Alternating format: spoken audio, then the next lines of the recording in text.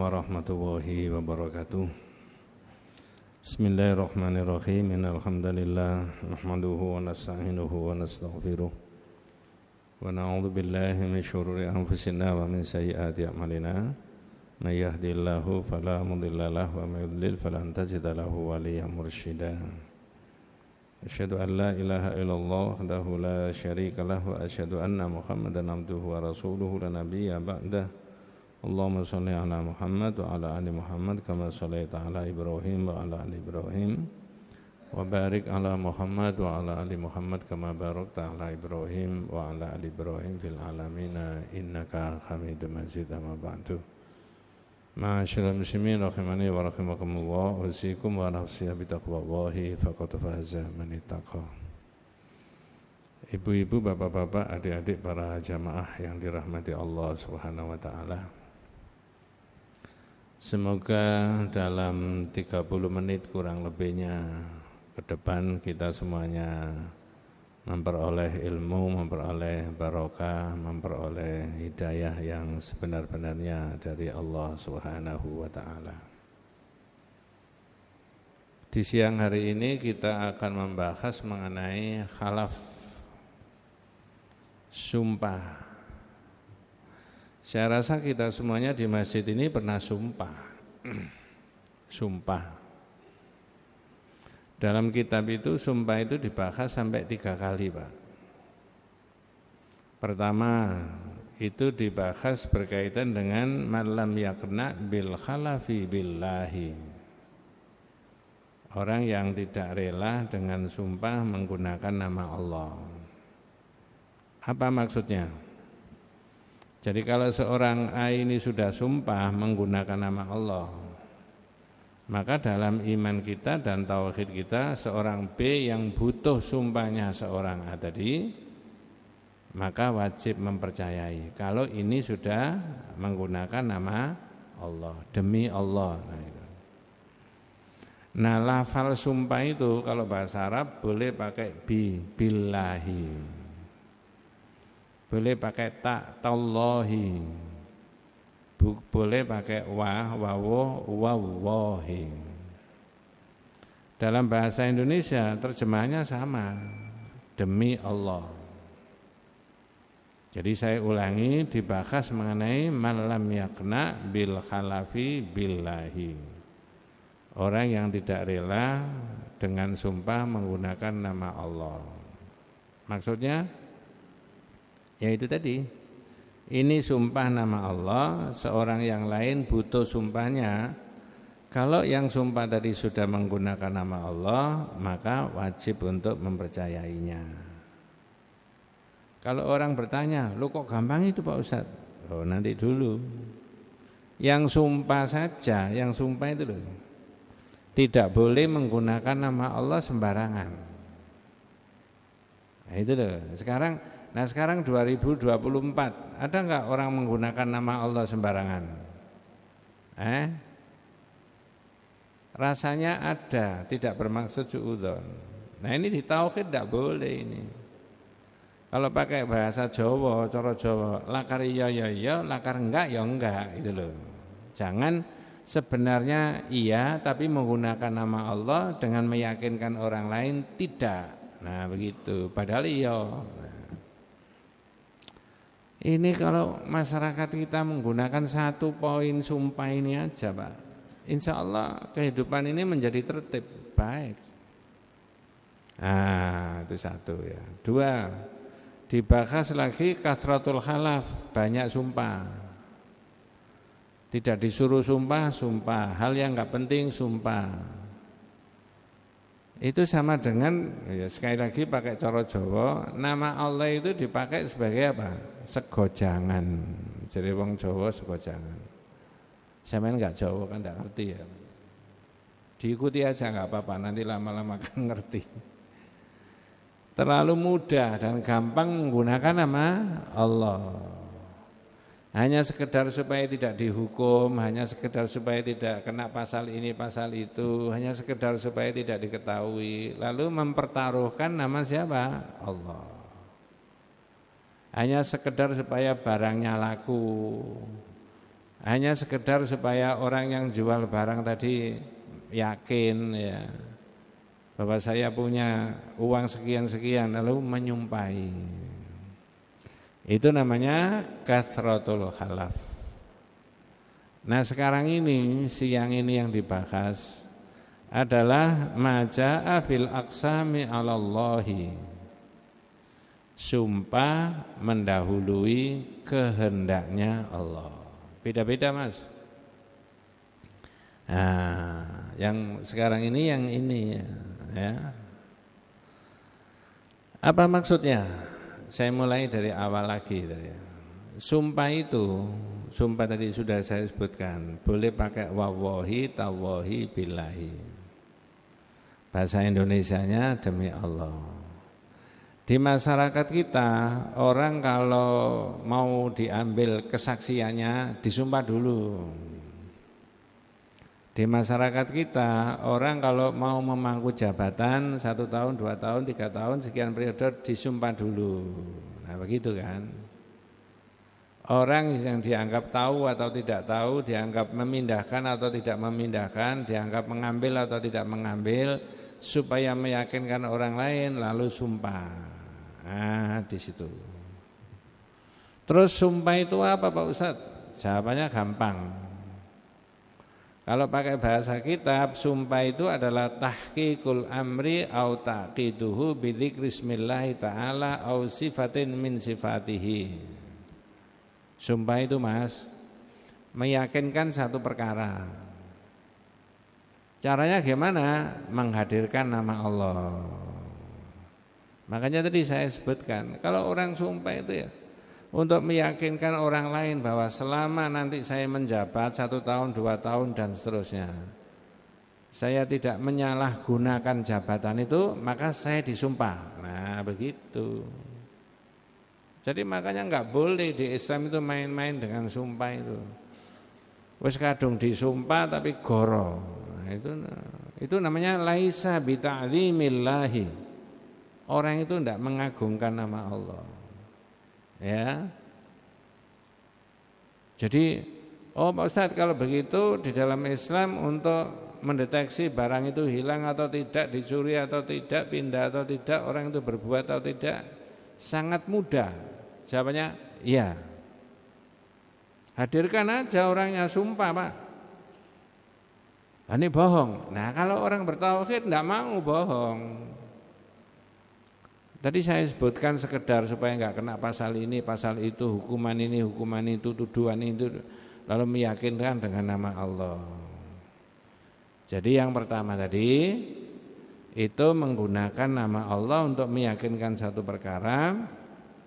Nabi sendiri menyebutkan la tahliku bi abaikum. Jangan sumpah menggunakan nenek moyangmu loh ya. Demi bapakku, demi ibuku, itu enggak boleh. Ya, yang boleh apa? Yang boleh itu demikian, nah itu boleh. Itu demikian boleh. Karena gini Mas, zaman jahiliyah itu orang menggunakan demi bapakku, demi ibuku ini biasa. Saya beri contoh ya. Ada orang sakit Pak, didatangi sama Nabi. Ya kalau Nabi itu kalau diperintahkan kalau ada orang sakit itu dijenguk. Cuma budayanya di masyarakat kita itu kalau ada orang sakit diparani ke rumah sakit diajak ngobrol toh. Enggak didoakan. Kalau Nabi didoakan Pak. Nanti ada saya ambil sumpahnya. Orang itu ditanya sama Nabi, "Ala arqika bi ruqyatin ja'ani biha Jibril."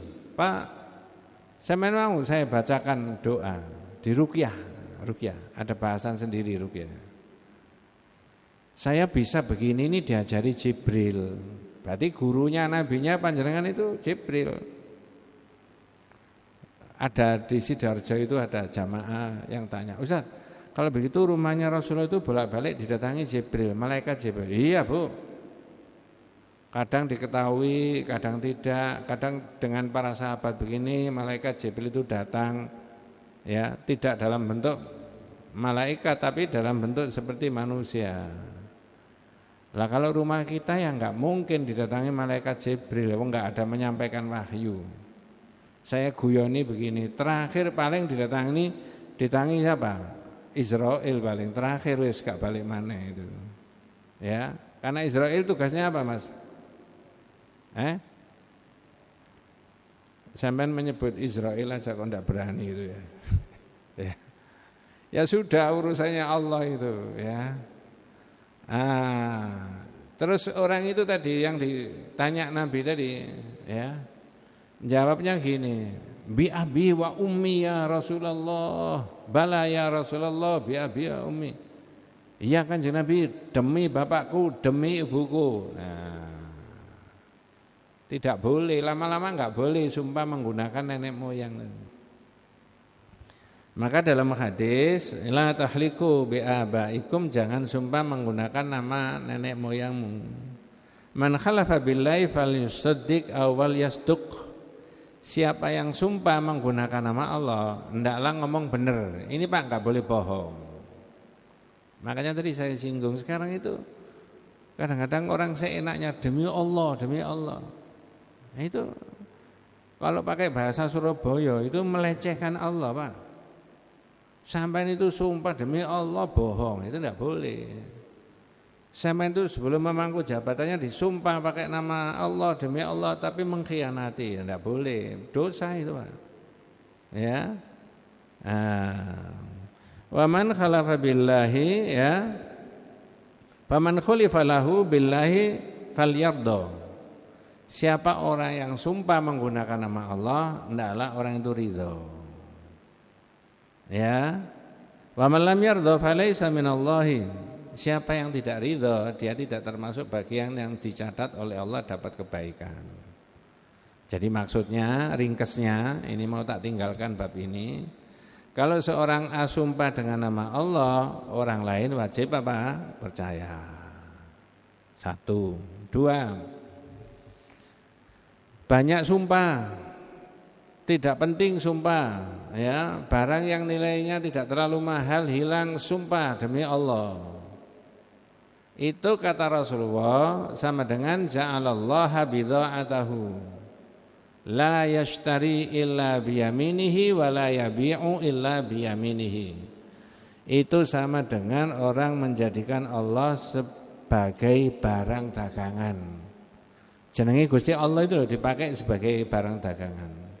Dia tidak membeli dari orang lain kalau tidak disumpah dengan nama Allah.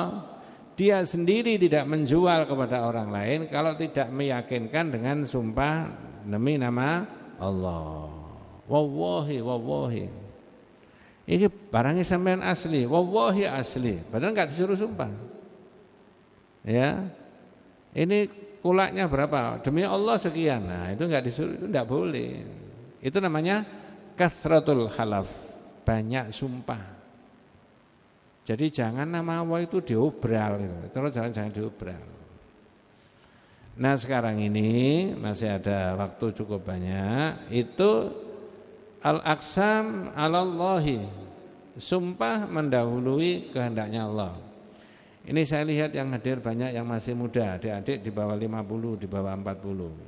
Saya tanya aja, apa ada orang yang pada masa-masa remaja kelihatannya kerepotan dalam bidang ekonomi, tiba-tiba usia sekian terus naik, diberi rezeki Allah banyak. Ada enggak di masyarakat begitu? Ada, anggap aja ada gitu ya. 2, apa ada orang yang sepertinya tidak bisa ngerti ilmu agama tapi serius belajar, mendengarkan, tanya Pak Ustadz, Pak Kiai dan sebagainya, walaupun dia tidak pernah mondok, tiba-tiba jadi pinter? Ada enggak begitu Pak? Ada. 3, saya kasih contoh 3 aja. Apa ada orang yang asalnya sakit menurut diagnosanya Pak dokter agak susah disembuhkan? Nah, saya pengalaman itu di sepanjang itu ada pasien yang sepertinya susah disembuhkan menurut Pak dokter. Tapi tiba-tiba kemudian dengan berdoa, dengan ikhtiar ini dan sebagainya sembuh. Empat aja ya. Kalau contoh terus nanti mulai awal sampai akhir contoh terus ya. 4. Ini mudah-mudahan jenengan itu 1, 2, 3 tadi semua keluarga kita itu dimudahkan sama Allah Pak ya. 4. Apa ada orang yang sudah menikah sekian tahun lalu belum diberi momongan sama Allah? Sepertinya menurut Pak Dokter, ini ada teman saya Pak ya. Sepertinya menurut pemeriksaan Pak Dokter tidak bisa punya anak kalau tidak pakai bayi tabung. Itu ada teman saya digitukan. Tapi tiba-tiba punya anak. Lalu punya anak. Ada enggak begitu? Ada. Berarti, nah ini sekarang tauhidnya Pak. Berarti jenengan dan saya itu jangan menyumpahi seseorang mendahului kehendaknya Allah. Ayo Mas, hari ini hari apa ini? Hari apa? Kamis Pahing atau Kamis Pon? Tidak penting ya kan. Besok ada perubahan apa tentang kita? Tahu? Enggak tahu. Bulan depan ada perubahan apa kita dengan keluarga kita? Tidak tahu. Tahun depan 2025 bulan September ada perubahan apa tentang kita? Tidak tahu juga. Maka kondisi jenengan dan saya yang sekarang dianggap di bawah dalam banyak hal, terutama adik-adik, ini memberi motivasi berdasarkan hadisnya Nabi ya. Jangan kemudian pesimis lalu disumpahi seolah-olah nggak bisa berubah ke arah kebaikan. Gitu loh maksudnya. Sahabat-sahabat saya, teman-teman saya itu banyak yang sukses setelah usia 58. Kalau setelah 58, setelah pensiun 55, 56. Kalau Pak Guru itu pensiunnya 60. Kalau dosen 65. Kalau profesor 70. Profesor ya enggak ada. Itu maka ada dalil, ada pikiran di dalam agama. Al-aqsamu 'alallah, menyumpahi mendahului kehendaknya Allah, itu tidak boleh. Ada hadisnya begini. Hadisnya dari Jundab bin Abdillah radhiyallahu anhu qala Rasulullah SAW, Nabi dawuh. Nah ini jenengan dan saya tidak menangi Nabi, tapi kalau baca-baca hadis, mendengarkan hadis dibacakan Pak Kiai, Pak Ustadz, itu sepertinya didawuhi Nabi. Apa dawuhnya Nabi? Qala Allahu azza wa jalla. Jadi Nabi itu dawuh, tapi yang didawuhkan Nabi itu dawuhnya Allah. Berarti kalau tidak Quran ya Pak, hadis qudsi. Nah ini adik-adik kalau mau belajar agama ngerti hadis qudsi itu apa itu ya. Hadis qudsi. Ini hadis qudsi Pak. Dawuhnya Allah tapi tidak ada di dalam Quran.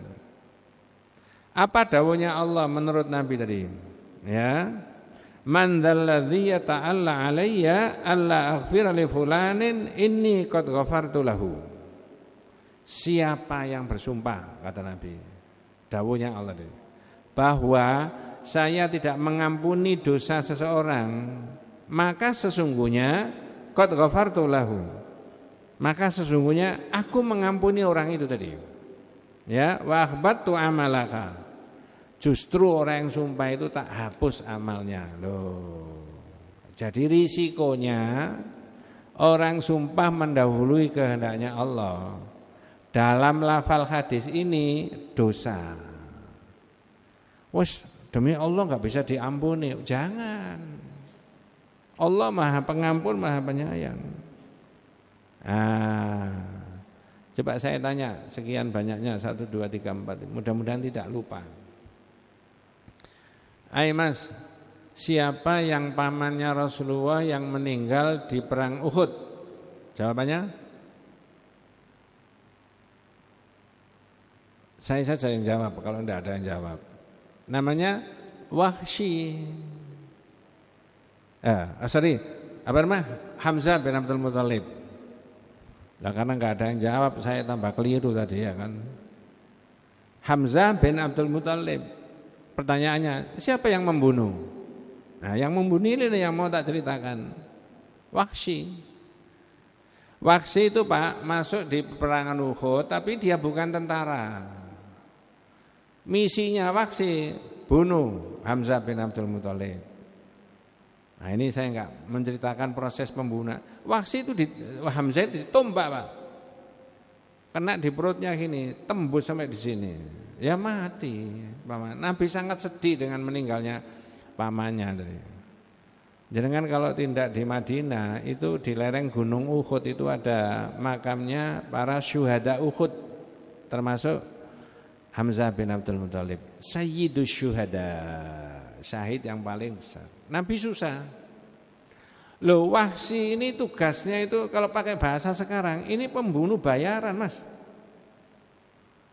Pembunuh bayaran, berdarah dingin, tidak kelihatan. Kalau dia itu orang yang raja tega, pakai bahasa raja tega. Tapi kaitannya dengan tadi menyumpahi tadi, mendahului kehendaknya Allah. Ternyata lama-lama Wahsy ini dari sahabat jadi sahabatnya Nabi. Loh, kan ya. Adik-adik kalau membaca riwayatnya para sahabat mulai yang pertama, kedua, ketiga, keempat, tidak sampai 50 ketemu orang yang namanya Wahsy. Nah ini yang mau dibahas apanya itu? Proses tobatnya. Saya tanya dulu supaya ada rangsangan berpikir. Ayo Pak, sebanyak-banyaknya dosanya manusia sembarang dilakoni. Kalau dia tobat yang sesungguh-sungguhnya, diterima enggak tobatnya? Diterima. Loh Wahsy itu loh Pak, ketika sudah masuk Islam itu ngomong gini. Saya itu, kalau pakai bahasa Indonesia, saya itu dulu ketika masih kafir membunuh orang yang paling baik. Ya Hamzah itu tadi. Tapi sudah masuk Islam saya menjadi membela Nabi, membunuh orang yang paling jahat. Musailamah al-Kadzab yang mengaku jadi Nabi. Loh. Nah ini yang tak ceritakan tobatnya Wahsy. Maka tidak boleh disumpahi tadi. Ya, orang sejahat-jahatnya, orang sebanyak-banyaknya, kalau dosa itu kaitannya dia sama Allah, itu maka tobat. Sekali tempo Wahsy ini datang sama Nabi. Ini pernah saya ceritakan itu, mungkin 3 tahun yang lalu barangkali. Kalau pakai bahasa Indonesia, Wahsy itu ngomong, Muhammad, saya ingin dekat sama kamu, mau tobat. Duduk di depannya Nabi berlama-lama Pak. Entah ini riwayat dari mana, saya hafal tapi saya tidak tahu itu. Bilang gini Nabi, ghaib anni ya Wahsy hatta la ara wajhaka. Wahsy, pindah dari sini. Aku tidak kepengen melihat mukamu. Nah itu kalau diterjemahkan JTV pojok kampung, jadi gimana? Pindah dari sini, aku enggak kepengen lihat mukamu. Jenengan terjemahkan cara Jawa JTV pojok kampung. Jadinya gimana? Gak kepengen delok. Tapi Nabi gak pernah ngerayu-ngerayu orang Pak. Itu duduk Pak berlama-lama. Terus Nabi membaca surat Al-Furqan.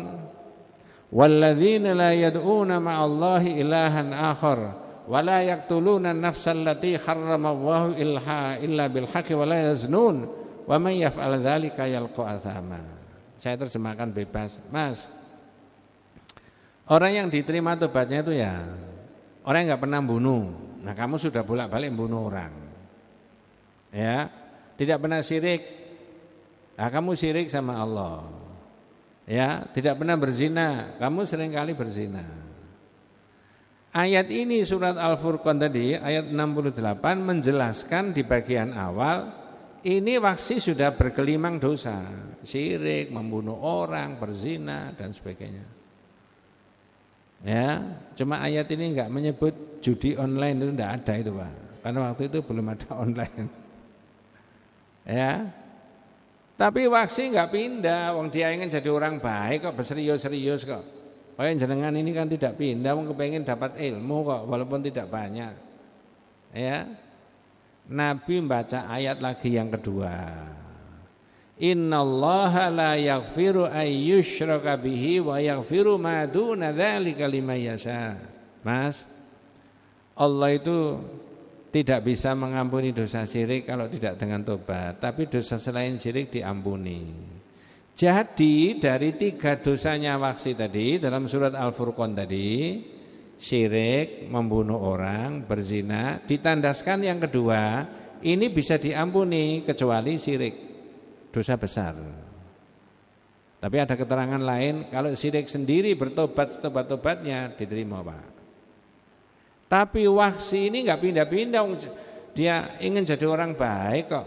Ingin mendampingi Nabi, ingin jadi sahabatnya Nabi, walaupun dulu membunuh pamannya Nabi, memusuhi Nabi. Tiba-tiba Nabi membaca ayat yang lain lagi. Ya, surat Az-Zumar ayat 53. Qul ya ibadiyalladzina asrafu ala anfusihim la taqnatu mir rahmatillah. Innallaha yaghfiru dzunuba jami'a. Loh, Allah itu di situ. Muhammad, bilang sama orang yang duduk di depanmu itu loh, Wahsy. Itu terjemahan spesifiknya begitu. Ya, terjemahan khususnya, spesifik ya. Tapi maknanya siapa saja? Apa yang harus dikatakan Nabi?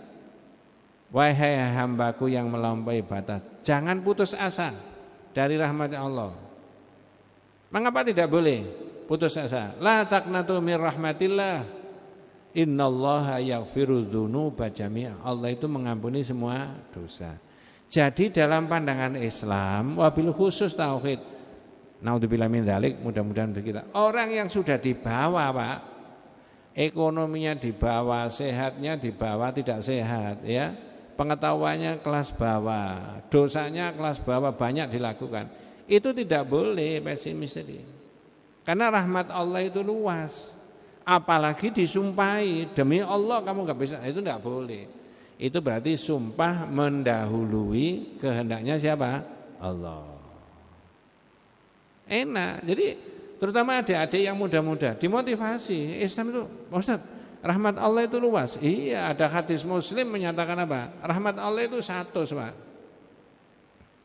100. Yang dipakai di dunia itu baru 1. Loh, 100 dipakai 1 itu dunia sudah nikmatnya kayak begini. Bisa tidur, bisa makan, bisa ini, bisa itu ya. Apalagi orang yang diberi fasilitas dunia oleh Allah lebih dari kebutuhannya. Wah, nikmat luar biasa. Itu baru dipakai 1 dari berapa? 100. Binatang-binatang dalam hadis itu ya, saya ambil maknanya saja. Menyayangi anaknya, bercengkrama dengan keluarga, jantan betinanya. Itu karena rahmat Allah. Lah yang 99 itu belum dikucurkan sama Allah. Kapan Pak Ustadz? Besok di hari kiamat. Jenengan dan saya itu menikmati gini aja sudah luar biasa. Di situ panas kentang-kentang, masuk masjid nikmat, ada AC. Dunia, Mas. Padahal baru 1 dari 100 tadi. Yang 99 Ustaz, besok di akhirat. Makanya jangan pesimis tadi, tidak boleh menyumpahi apa saja. Terakhir 3 menit. Masih ada waktu? Kalau tidak ada waktu, wabillahi taufik wal hidayah. Terakhir ya. Saya tanya aja sampean. Nabi siapa yang sudah berlama-lama berumah tangga belum punya anak? Jawabannya? Saya jawab sendiri aja, Nabi Ibrahim. Apa alasannya Nabi Ibrahim? Tidak punya anak. Ada 2 ayat yang dimajukan Nabi Ibrahim, alasannya 2. 1 dirinya sendiri sudah tua, wajar itu ya. Yang kedua istrinya sudah tua. Maka ketika didatangi malaikat diberitahu bahwa dia akan punya anak, sepertinya enggak percaya. Dan jangan kalau menelisik di masyarakat ya, si A, si B, bapak ini, bapak itu, mas ini, mbak ini ya. Dulu Pak Ustadz sekian tahun tiba-tiba diberi. Itu Allah itu di situ. Ya. Coba cari di masyarakat, ada teman saya 8 tahun. Bahkan anak saya 6 tahun. Allah tiba-tiba memberi. Jangan pesimis, rahmatnya Allah itu. Nah, ini tentang Nabi Ibrahim. Wa nabi'hum an dhaifi Ibrahim. Ya, di dalam surat Al-Hijr surat 15 ceritakan tentang kisahnya Nabi Ibrahim. Idz dakhalu alaihi faqalu salaman. Ketika Nabi Ibrahim itu ada tamu. Tamu ini malaikat, Pak. Tapi Nabi Ibrahim enggak ngerti kalau itu malaikat. Qala inna minkum wajilun. Nabi Ibrahim bilang gini, "Loh, sampean ini siapa? Saya kok takut." Karena banyak rombongan, enggak pernah tahu, enggak pernah kenal. Lanjenengan dan saya mengambil dari ceritanya Nabi Ibrahim untuk kehidupan kita sekarang. Ini kisahnya Ibrahim. Malaikat jawabnya begini, qalu la taujal inna nubasyiruka bi ghulamin alim. Ibrahim, jangan takut. Saya ini datang ke sini memberi kabar gembira ke sampean itu bahwa sampean akan punya anak yang sangat alim. Jawabannya Nabi Ibrahim apa?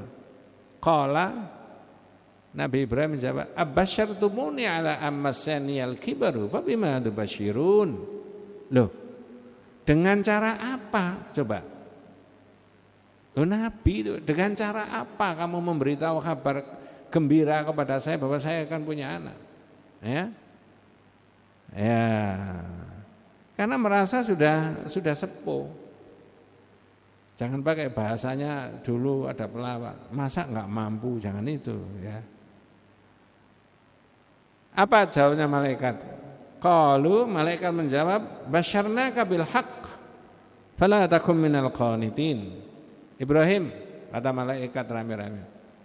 Loh, saya datang ke sini ini memberitahu kabar gembira kepada sampean itu benar. Enggak boleh sampean itu putus asa. Oh, gitu ya, Pak. Ya, Allah itu punya ilmu kun apa, Mas? Kun fayakun. Jadilah kemudian apa? Sesuatu yang menurut manusia tidak mungkin, kalau Allah menghendaki bisa mungkin enggak? Bisa. Dibalik. Sesuatu yang menurut manusia mungkin, kalau Allah tidak menghendaki enggak jadi. Itu bukan pakai akal, bukan pakai ilmu, bukan pakai teori fisika, kimia, biologi, enggak, pakai iman. Makanya wajar Nabi Ibrahim tadi mengatakan, abasyartumuni ala ammassaniyal kibaru fabima tubasyirun. Dengan cara apa kamu memberi kabar gembira kepada saya? Wong saya ini sudah tua. Logis. Ya. Dijawab malaikat tadi, qalu basyarnaka bil haqq fala takum minal qanitin. Loh, ini benar. Sampeyan enggak boleh putus asa. Baru Nabi Ibrahim sadar. Qala wa may yaqnut min rahmatihi rahmati rabbi illa dhallun. Iya, memang tidak ada orang yang putus asa dari rahmat Allah kecuali orang itu sesat. Sesat pikir, sesat ilmu, sesat iman. Jadi rahmat Allah sangat banyak sekali. Sesuatu yang akan terjadi untuk kita bulan depan, tahun depan, 2 tahun yang akan datang, untuk anak kita apa kita tidak tahu. Walaupun andai kata Allah itu masih menguji kita, itu masih dalam posisi di bawah, maka tidak boleh dalam iman kita menyumpahi seolah-olah pakai nama Allah tadi, seolah-olah sampai tidak bisa lebih baik daripada sekarang ini. Saya sudah beri contoh 2. Satu tentang Wahsy tadi, dan yang kedua tentang Nabi Ibrahim. Itu bisa dikembangkan masing-masing. Ya, paling gampang gini, Mas. Saya minta tanya ya, sebelum beberapa menit ya. Saya ini guru di kelas ngajar SMP, SMA tahun 80, 90-an. Tak tanya, apakah anak yang pinter, cerdas, nilainya enggak pernah 5 di bawah, pasti 8, 9 gitu lah. Itu nanti kalau keluar dari sekolah, pasti anak ini kaya. Apa begitu kira-kira? Belum tentu. Boleh jadi yang apa? Sing duablek malah apa? Sugih. Makanya Pak Guru itu bilang gini, Pak Naji, sampean ingat murid kita itu Pak, duablek pian sekolah ya Pak, kadang masuk kadang enggak. Saiki sugih Pak. Bisa terjadi enggak begitu? Bisa. Tak guyoni Pak gurunya yang tanya cerita sama saya, loh Bu, lain. Kekayaan itu tidak berbanding lurus dengan kecerdasan. Banyak mahasiswa-mahasiswa yang cum laude tapi enggak kaya. Ya, mahasiswa-mahasiswa yang akhlaknya mulian itu malah kaya. Mulian itu durung wae mule itu maksudnya. Ya, saya guyoni gitu. Bu, murid-murid yang dulunya ndablek itu waktu sekolah ini dipakai terus otaknya. Gimana makanya? Ya apa carane mulai gak konangan kan? Asing pinter berani ya, mulai gak konangan, gak berani. Ya, logis itu. Nah, inilah variasinya makna tauhid. Saya sudah menerangkan lebih dari 100 kali ya. Macam-macamnya itu karena sudah lama ngajinya di sini, walaupun durasi waktunya cuma 25 sampai 30 menit ya, tapi dibolan-baleni. Tinggal 3 atau 4 judul kitab ini sudah khatam. Kalau sudah khatam tidak mungkin dibaleni lagi. Yang mungkin apa? 1, ganti kitab yang baru. 2, ngajinya wabillahi taufik wal hidayah. Ya. Wes mudah-mudahan panjenengan sak keluarga saya kita semuanya Allah senantiasa memberikan rahmat, memberikan barokah, memberikan maghfirah, ampunan dari Allah Subhanahu wa taala. Hadanallahu wa iyyakum ajmain. Kita tutup dengan doa kafaratul majlis. Subhanakallahumma wa bihamdika asyhadu an la ilaha illa anta astaghfiruka wa atubu ilaik. Assalamualaikum warahmatullahi wabarakatuh.